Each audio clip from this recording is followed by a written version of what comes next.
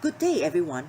In this part of our student induction program, I'll be going through the standard PEI student contract.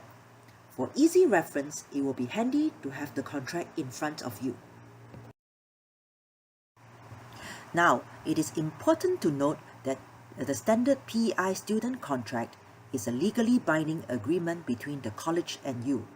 It lays out the information and policies governing the relationship between the college and you. It minimizes future disputes, is mandatory and approved by CPE, the government agency in charge of private institution in Singapore. For the contract to be valid, the signatory must be 18 years old and above. Now let's start checking the contract. Page 1. Ensure your name and identification number is accurate. I'll come back to page 2 in a bit. Please turn to page 3. Schedule A. Course details. All information related to the course you have enrolled is listed here. Take a few moments to check through the information on Schedule A. Ensure that the course you have enrolled is accurate and if you are studying on a full-time or part-time basis.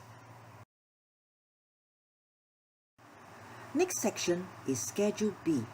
It gives you the breakdown of course fee and FPS. In the installment schedule, the exact payment schedule dates are indicated. It is important to note that payment made after 7 days from the scheduled due dates in Schedule B is considered late payment. After this section is Schedule C, which has a comprehensive list of miscellaneous fees for your reference. Now please turn back to page 2 of the contract on refund policy. There are 3 scenarios of refund policy stated in the contract.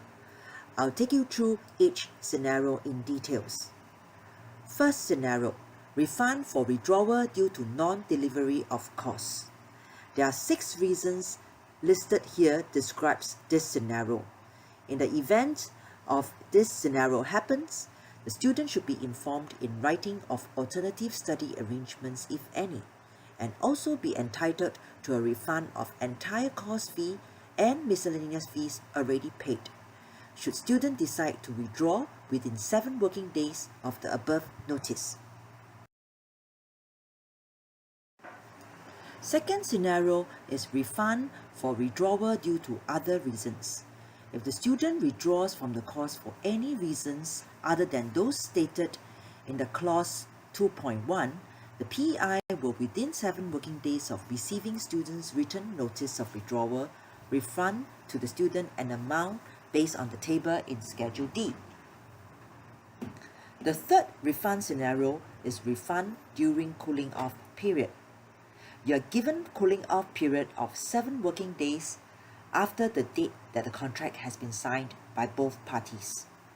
The student will be refunded the highest percentage stated in Schedule D of the fees already paid if the student submit a written notice of withdrawal to PEI within the cooling off period.